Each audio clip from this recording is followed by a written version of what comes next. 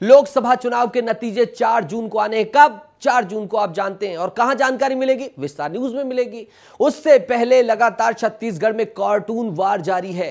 Congress BJP एक दूसरे पर कार्टून पोस्टर जारी कर वार पलटवार कर रहे हैं। भाजपा ने कार्टून जारी कर कांग्रेस पर तीखा हमला बोला है। इसके बाद कांग्रेस ने भी पलटवार किया है। चुनाव नतीजे आने से पहले छत्तीसगढ़ में कार्टून सियासत लगातार जारी है।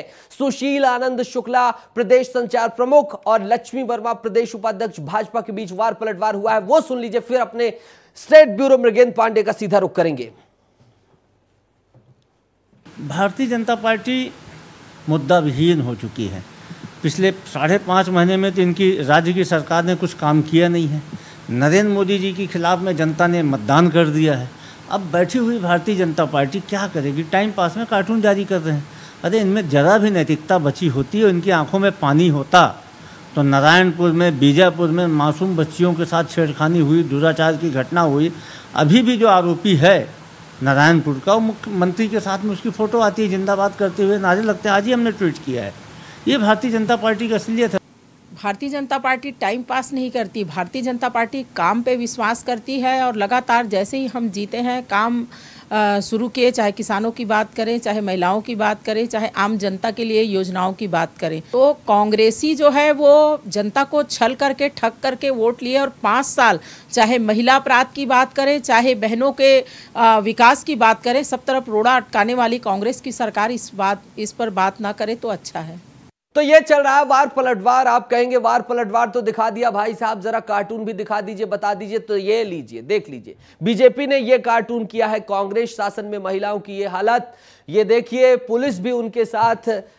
अब ये कांग्रेस का कार्टून है जिसमें आरोप लगाया जा रहा है कि पुलिस वाले भी महिलाओं के साथ ऐसा कर रहे हैं।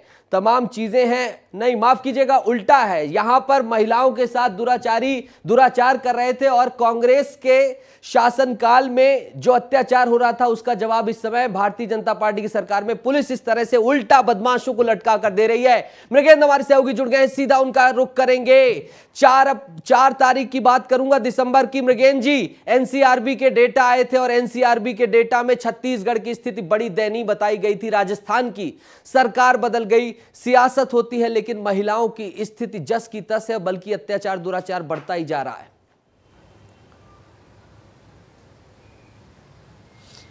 सही कहा आपने। एनसीआरबी के जो आंकड़े आए थे वो छत्तीसगढ़ के लिए अलार्मिंग थे। सरकार को सोचना चाहिए कि महिलाओं पर अत्याचार जो हो रहे हैं उसे किस तरीके से कम किया जाए। पोस्टर वार एक तरह से पॉलिटिक्स है।